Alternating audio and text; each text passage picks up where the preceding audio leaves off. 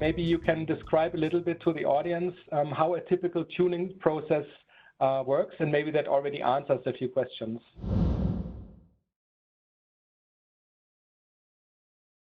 The tuning process.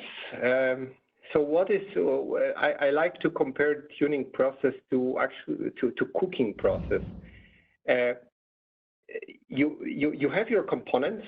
You know, these are your loudspeakers, amplifiers, DSP algorithms, everything. Your cabin, all the influences. It's like the cook. You know, you have your potatoes, your vegetables, your meat, and so on.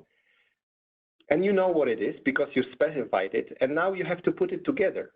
And so this is what we do in car audio. And if you go to the next slide, and this is the cooking, and this is the analogy that I often use.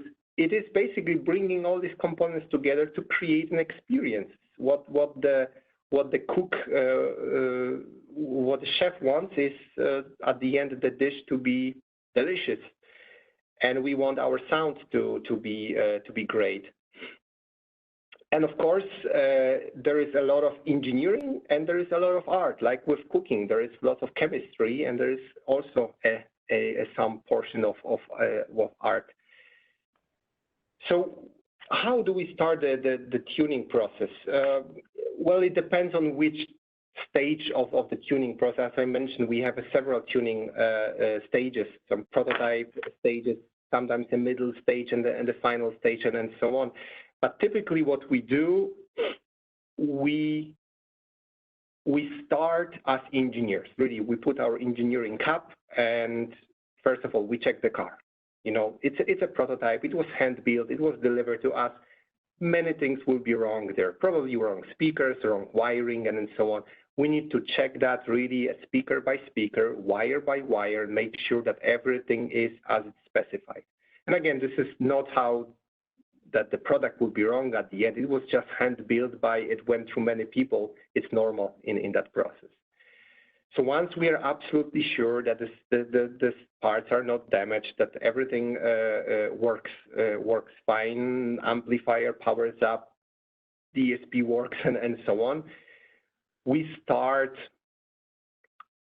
the rather technical process of measuring the speaker cabin in interaction.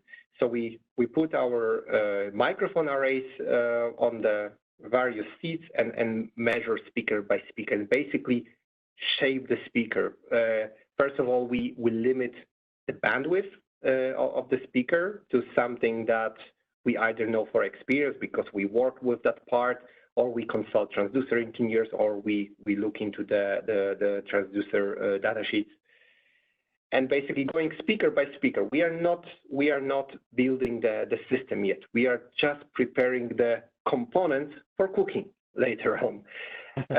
Basically cleaning up. And this is very, very, I don't want to say not exciting process, but it's a very technical process. You just have to get things right. You know, there are some obvious resonances, either from some cavities or from influence for the car cabin that you just need to take care of.